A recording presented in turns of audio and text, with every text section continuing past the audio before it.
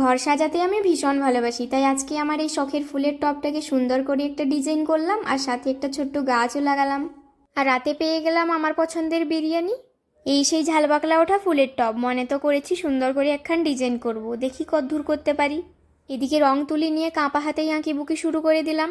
আগে সবুজ রংটা দিয়েই একটা বর্ডার করলাম, এরপর একটা টুথপিক দিয়ে ঘাসগুলো বানিয়ে নিলাম। হ্যাঁ হ্যাঁ, ঠিকই ধরেছো, আমার দ্বারা ওই ঘাস ফুল পাতাই হয়।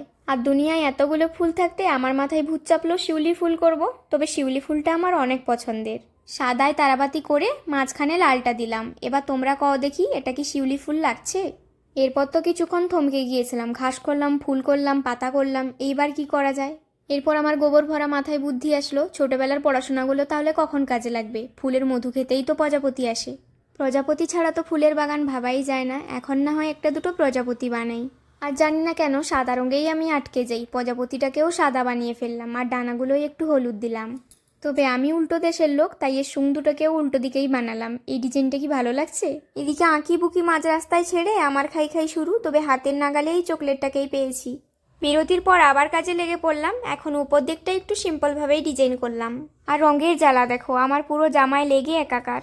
তবে মন থেকে বলছি, আঁকতে আমি অনেক ভালোবাসি। আর এই যে আমার আজকের আঁকি বুকি শেষ হলো।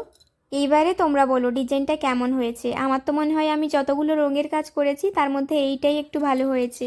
এরপর মাটি ভরে ছোট্ট একটা গাছও লাগিয়ে দিলাম। এখন কিন্তু ফুলটপটা দেখতে বেশ ভালো লাগছে।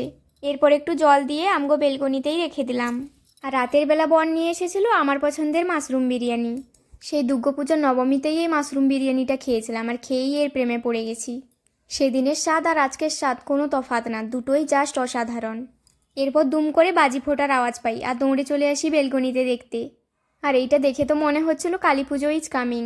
আর এখন তো সবাই কালী পুজোর অপেক্ষাতেই আছে। তো চলো, আজকে দিনটা এভাবেই কাটালো। দেখা হচ্ছে আর একটা ভ্লগে। টাটা।